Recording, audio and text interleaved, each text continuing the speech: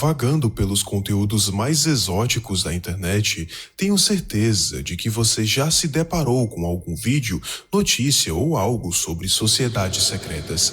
E se eu te disser que há muito tempo elas influenciam os acontecimentos na esfera da geopolítica global, religiões, seitas, e que pessoas de alto cargo político pertenceram ou pertencem a essas sociedades? Te faço um convite: adentrar em um poço mais profundo e explorar algumas das sociedades secretas mais famosas do mundo. Eu sou Caio e seja muito bem-vindo ou bem-vinda ao canal Teatro das Sombras. Maçonaria. Assim como qualquer outra sociedade secreta, a maçonaria possui camadas dentro de camadas, ou seja, os segredos de cada camada é revelado quando um maçom chega a determinado grau, e que os de graus mais abaixo não sabem os segredos dos graus superiores. Os segredos dos níveis inferiores, como apertos de mãos e palavras, são iscas para atiçar a curiosidade do maçom recém-iniciado. Tá, mas seria a maçonaria uma religião de mistério? Cabe aqui explicar o que são os tais mistérios. Uma religião de mistério é uma religião em que doutrinas secretas são escondidas do público. O dicionário define como conjunto de doutrinas e cerimônias religiosas que só eram conhecidas e praticadas pelos iniciados. E bem, as autoridades da franco-maçonaria gabam-se de que ela é uma forma dos antigos mistérios. Todas as antigas sociedades, romanos, celtas, egípcios e outras, tiveram algum tipo de religião de mistério. Para os participantes dos cultos de mistério, as estações são vistas como um cortejo dos deuses. Os mistérios eulesinos representam o ciclo das estações por meio do mito de Deméter e sua filha Perséfone. Outro grande mistério das religiões de mistério era a adoração do sexo, ligada aos mecanismos de reprodução humana. Com base na doutrina da bruxaria chamada máxima hermética, como no alto, também embaixo, mas de modo diferente, acreditava-se que a sexualidade refletia realidades cósmicas. Assim, os antigos associaram o Deus finito e ligado ao Sol que enfraquece no inverno à morte e ressurreição anuais. A deusa filha, ela é representada pela lua com seus ciclos e a deusa mãe eterna pela terra fértil.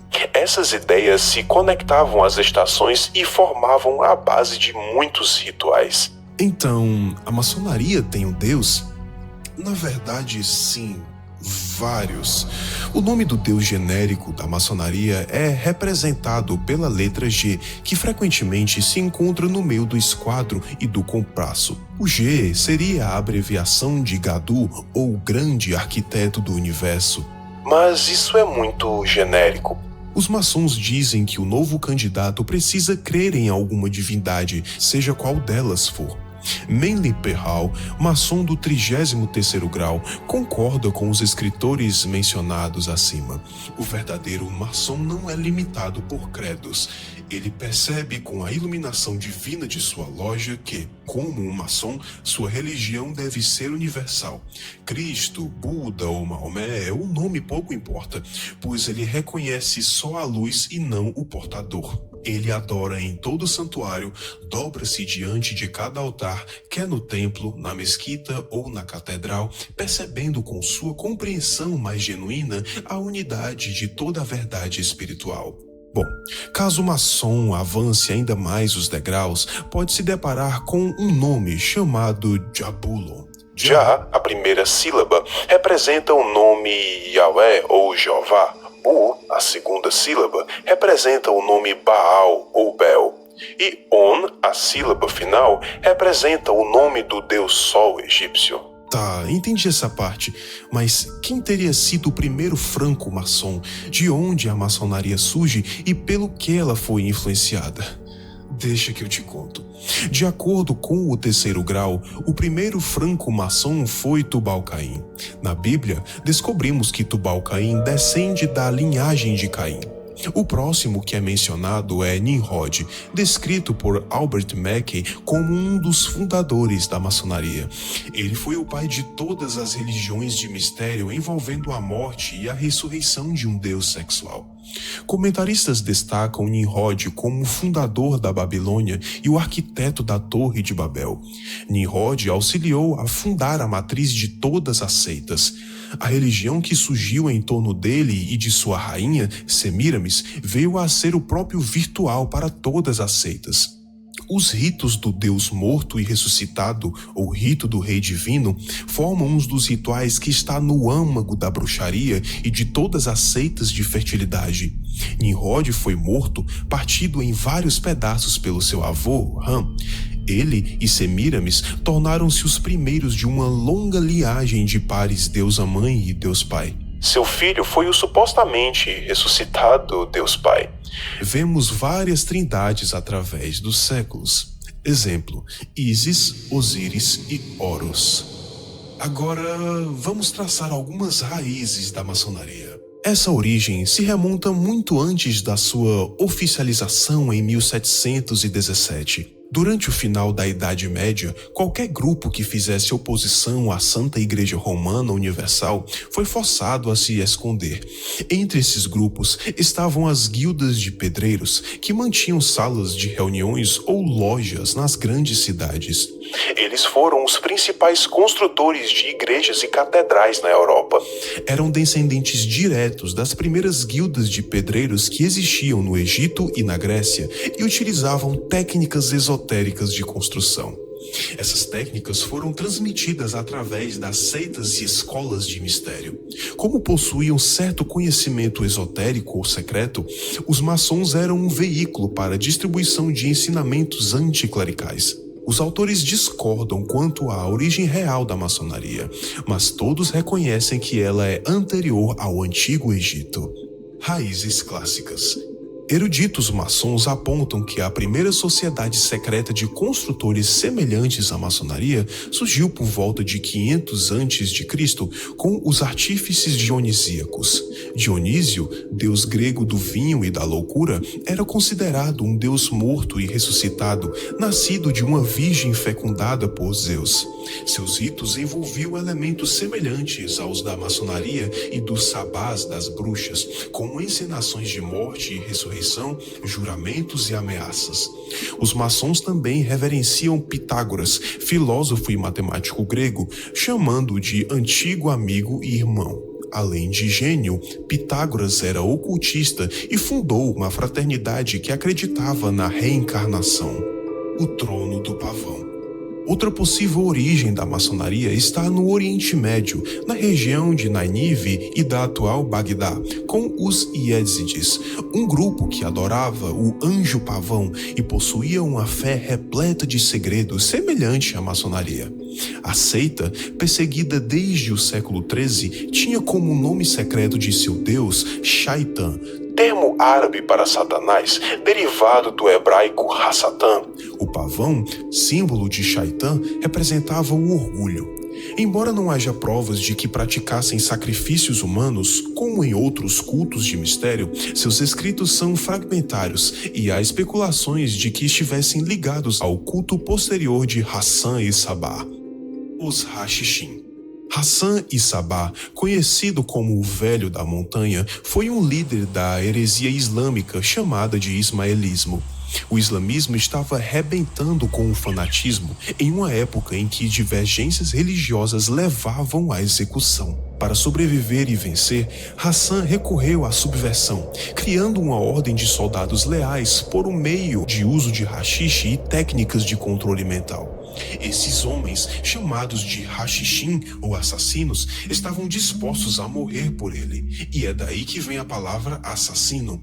Hassan foi um gênio da espionagem, pioneiro na chamada técnica de toupeira, que infiltrava agentes que agiam anos depois. Após sua morte, suas ideias influenciaram os cavaleiros templários, que levaram esses segredos para a Europa, onde se espalharam rapidamente. Os Templários. Os Cavaleiros Templários foram uma das ordens militares mais fascinantes e controvérsias da história, despertando o interesse não só de estudiosos, mas também de ocultistas, bruxos e satanistas. Fundada em 1118 para proteger os peregrinos na Terra Santa, a ordem combinava vida monástica com deveres militares, instalando sua sede no local do antigo Templo de Salomão, ponto central nas tradições maçônicas. Com o tempo, tornaram-se extremamente ricos e poderosos, rivalizando até mesmo com o papado. Após a derrota dos cruzados em 1291, retornaram à Europa com grande fortuna e estrutura militar, despertando a inveja do rei francês Filipe IV.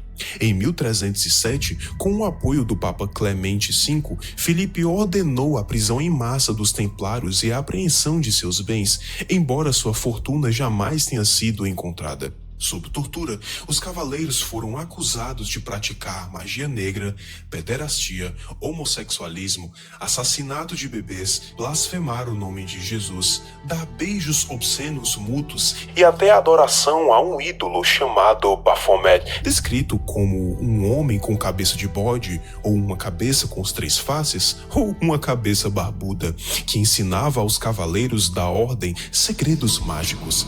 Alguns autores especulam que alguns dos templários acabaram na Escócia, onde suas tradições tornaram-se parte do desenvolvimento do assim chamado rito escocês da maçonaria.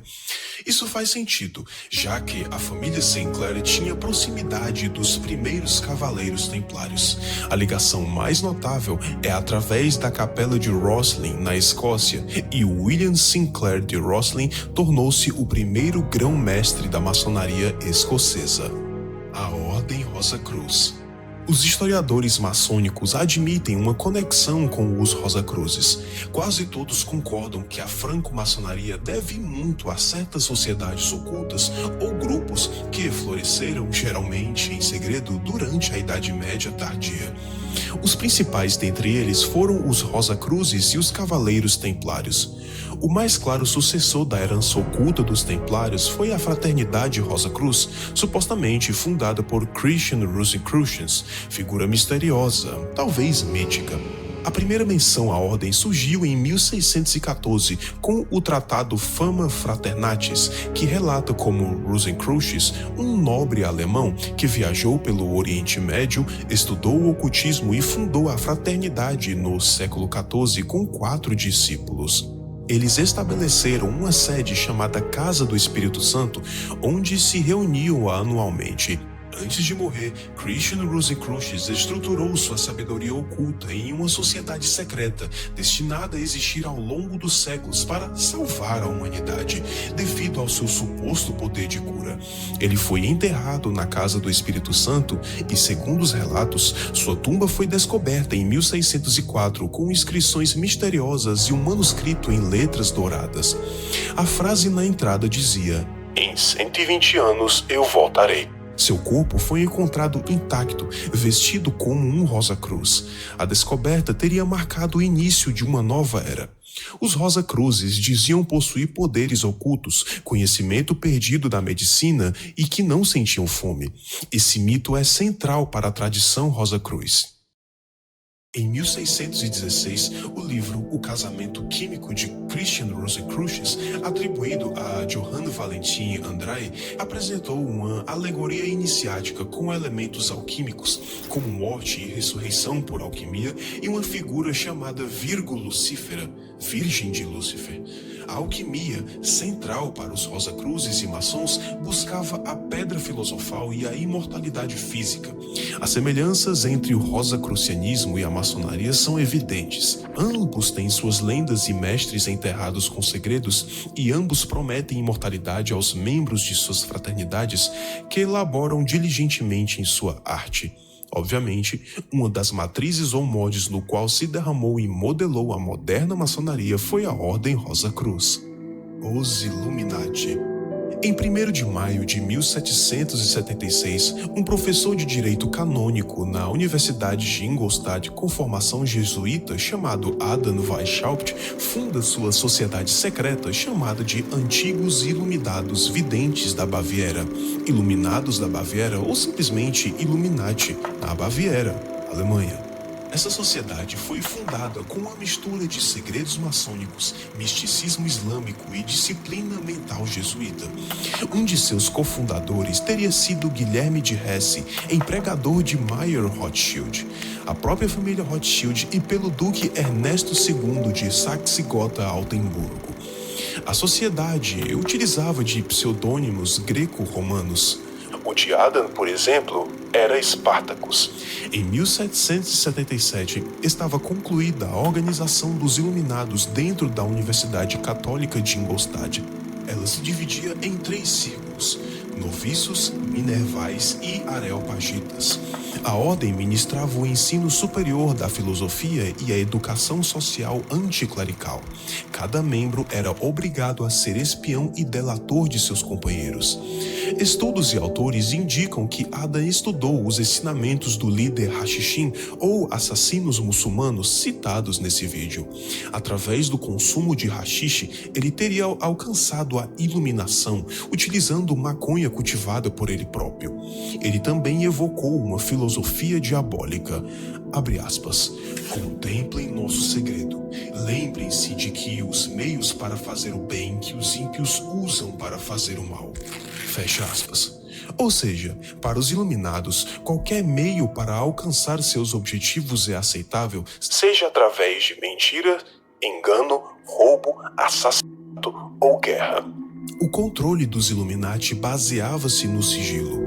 No fim do século XVIII, o professor John Robinson, maçom e acadêmico da Universidade de Edimburgo, foi convidado a integrar a ordem, mas após investigar, publicou o livro Provas de uma Conspiração, denunciando reuniões secretas entre maçons, Illuminati e sociedades literárias. Ele citou cartas de Weishaupt, o fundador dos Illuminati, que afirmava que a força da ordem estava em sua ocultação, recomendando que nunca se apresentassem com seu nome real, mas sob disfarces como os graus inferiores da maçonaria ou sociedades literárias. Essas estruturas seriam usadas para moldar a opinião pública e influenciar posições-chave na educação e na gestão do pensamento. Em 1777, Weishaupt misturou sua marca de iluminismo com a maçonaria depois de se juntar à loja maçônica Theodore of Good Counsel, em Munique. Aqui, a mensagem anticlerical da maçonaria se combinou com a mensagem contra o governo estabelecido. Nessa loja, Mirabel, um membro francês dos Illuminati e outros membros formularam a agenda política proposta na Assembleia Constituinte da França 12 anos depois. Em 1780, enfraquecidos por falta de recursos monetários e por rivalidades internas, a ordem foi obrigada a se enxertar na maçonaria. Um acordo foi feito e se criou as lojas Franco-Maçonaria Iluminada e obrigou os iluminados dos altos graus a se iniciarem na mesma. Em 1781, os graus das lojas iluminadas eram Iluminado Menor, Iluminado Maior, Dirigente, Presbítero, Príncipe ou Regente. O governo da Baviera acabou difundindo, mesmo que sem querer, a filosofia dos Iluminados quando perseguiu a ordem em 1783. Costuma falar que a ordem foi extinta, mas os seus fiéis seguidores se espalharam ao redor do mundo para dar continuidade aos planos. De acordo com William Schnoebelen, ex-maçom do 32º grau, um Illuminatus é um mestre maçom que recebeu toda a luz que a maçonaria poderia conceder. Ele estaria além do 30º e até mesmo do 33º grau. Às vezes, são chamados de Argentinium Astrum, estrela prateada. William fala ainda que, supostamente, ele havia sido introduzido a um dos ramos Illuminati que descendia diretamente do ramo europeu. Ele foi introduzido à criação de Adam, chamada Lei dos Cinco, um concílio estruturado em torno de um pentagrama. De acordo com nosso ensino, esse concílio foi feito de 5 homens: o amigo de Weishaupt, Comer Francis Dashwood, do clube satânico Fogo do Inferno, Alphonse Donatien de Sade, de quem se originou a palavra sadismo, Meyer Amichel Rothschild, fundador da grande casa bancária, e Adam Weishaupt. Adam ensinou que tudo ocorria em grupos de 5, que a história humana veio em grupos de 5 e que quem entendia esses estágios poderia manipular a história para seus próprios fins. Os estágios eram caos, discórdia, confusão, burocracia e consequência. Um raio do céu. 1785.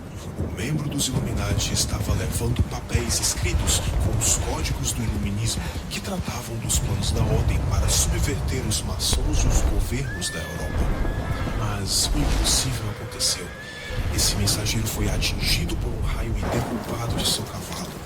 Adam é dado como responsável pelas ambições geopolíticas dos maçons, apesar da maçonaria sempre ter tido seus envolvimentos políticos. O fato é que Adam sabia como tirar de cada associação, passada e presente, as partes de que precisava e usá-las em um sistema funcional. Entre elas, a doutrina dos gnósticos e maniqueístas, dos filósofos modernos e enciclopedistas, métodos ismaelitas e dos assassinos, disciplina dos jesuítas e templários, a organização e o sigilo dos maçons, filosofia de Maquiavel e os mistérios Rosa-Cruz. No livro Ruled by Secrets, de Jim Marrs, os protocolos dos sábios de Sião eram uma armadilha, um documento dos Illuminati com elementos judaicos adicionados para fins de desinformação.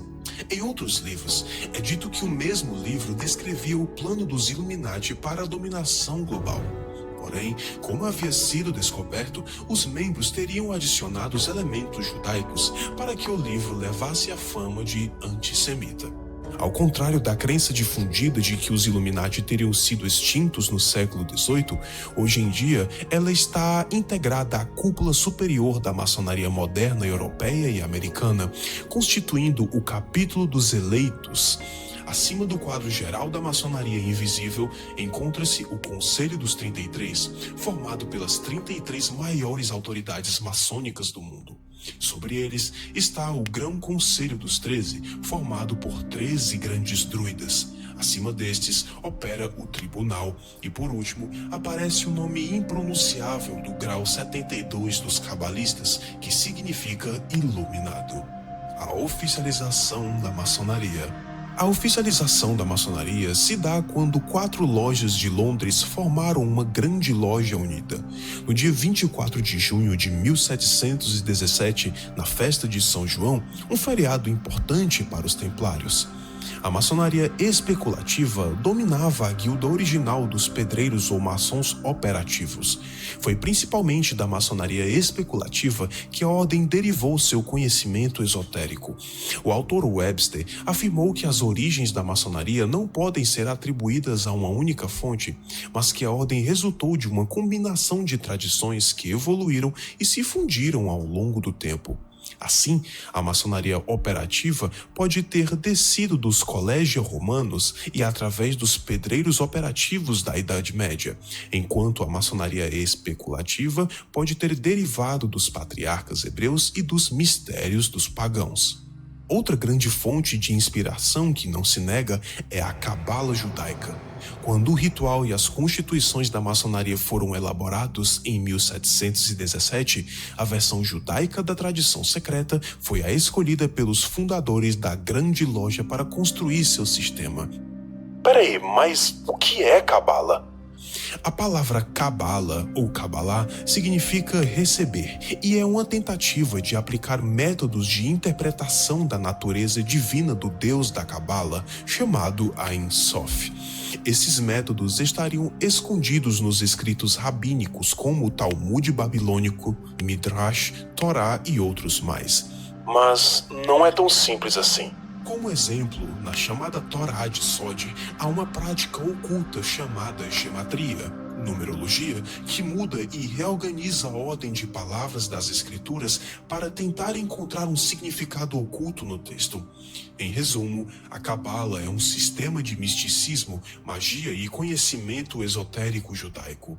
Prosseguindo, em 1773, a segunda grande loja mais influente foi formada na Europa, o chamado Grande Oriente. Albert Pike. A maçonaria teve nomes importantes para essa sociedade secreta. Um dos mais conhecidos, sem dúvida, é Albert Pike, conhecido como o Platão da maçonaria, e a sua obra mais conhecida é Moral e Dogma. Esse livro mostra o pensamento luciferiano, visto que o próprio Pike considerava Lúcifer como sendo o Deus verdadeiro e o Deus da Bíblia como sendo o mal. Além da sua obra abertamente atribuída com a doutrina luciferiana, Albert Pike foi membro da Ku Klux Klan.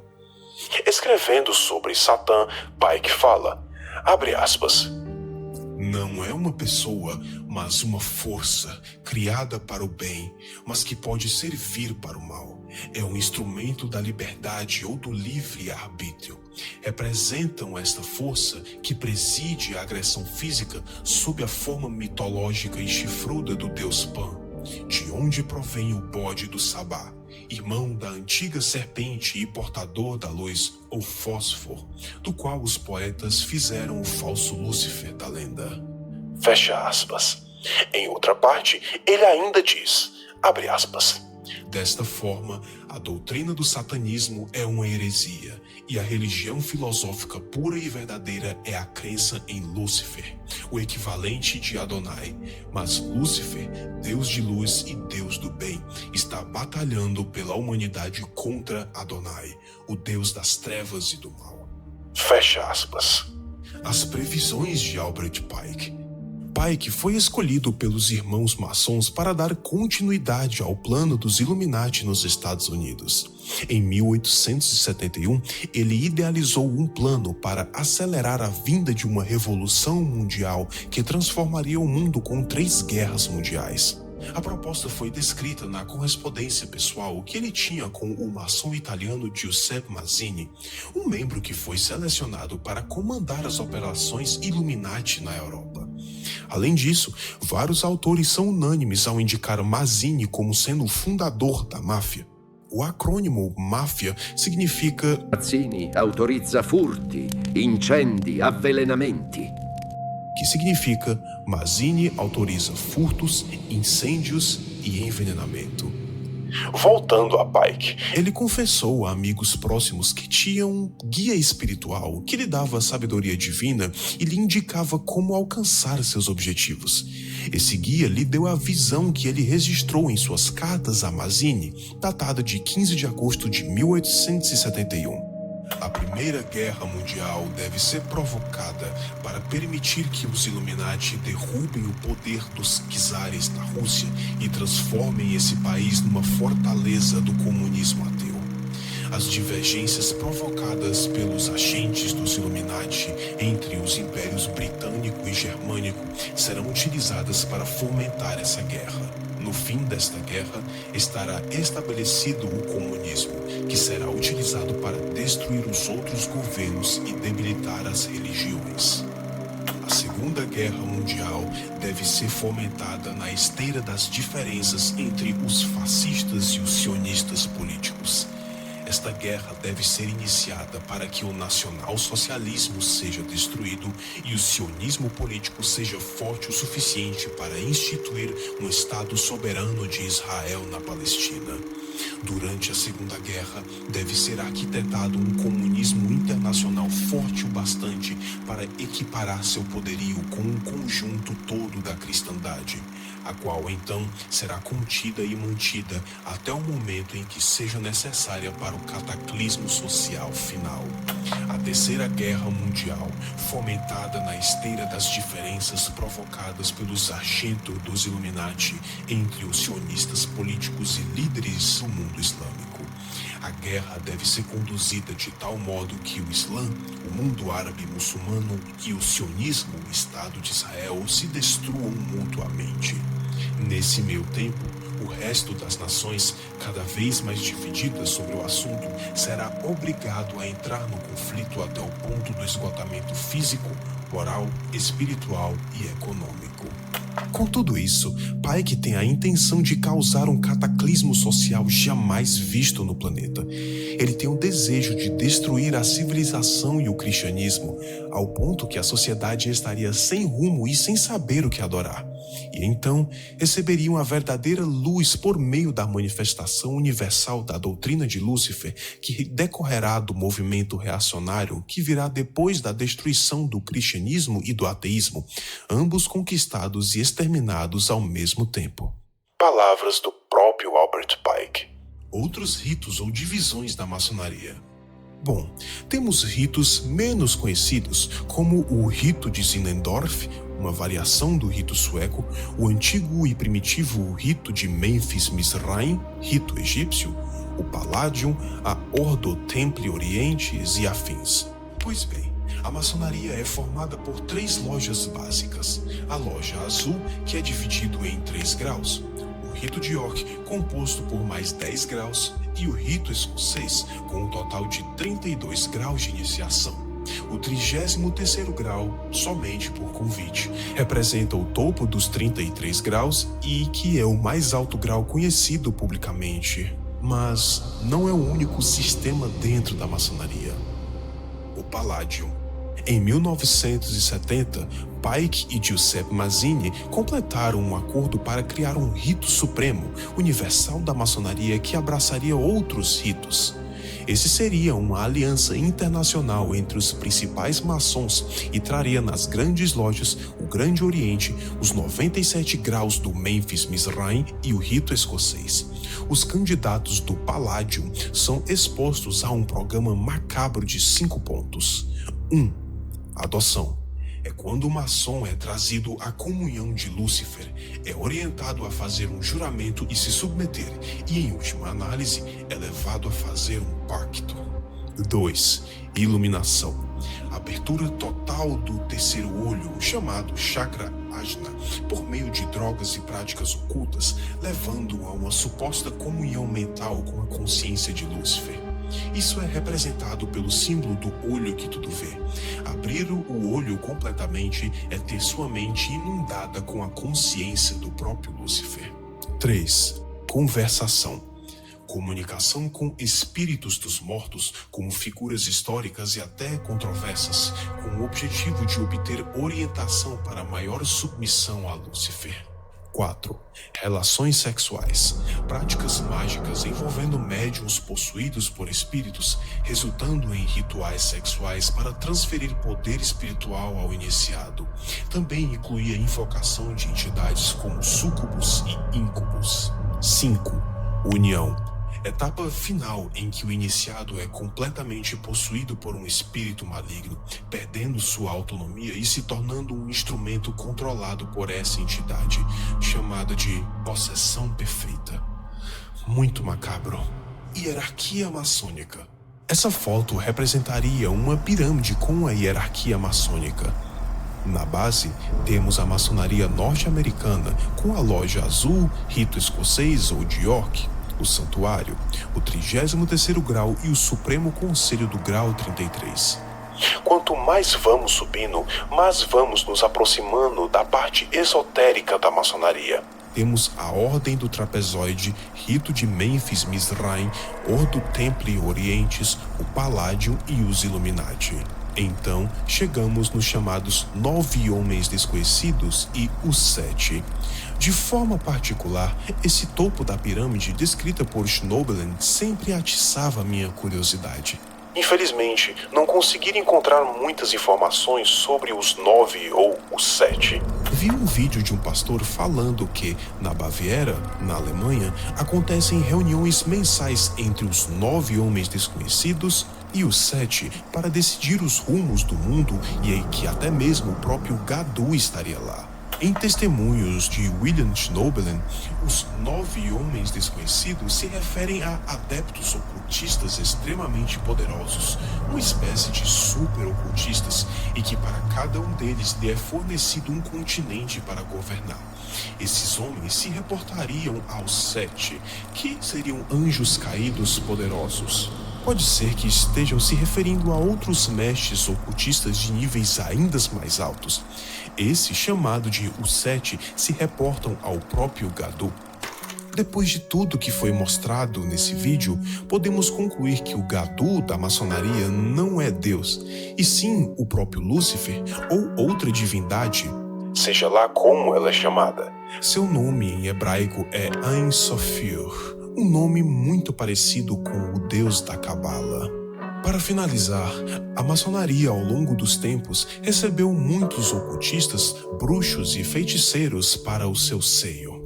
Vou citar alguns nomes do ocultismo do século XX que foram franco-maçons: Arthur Edward White, Dr. Wynne Westcott, S. L. McGregor Matters, Aleister Crowley, Dr. Garrett N. Kelsey, Dr. Theodore Hughes, George Piggill, N. Besant, Alice Bailey, Bispo C. W. Leadbetter, Manly P. Hall, Gerald B. Gardner e Alex Sanders. Bom, esse vídeo tá bem extenso, mas em outro posso trazer os significados de alguns dos símbolos mais famosos utilizados na maçonaria, bem como os apertos de mãos e outros tipos de simbolismo. Lembre-se, o poder opera nas sombras.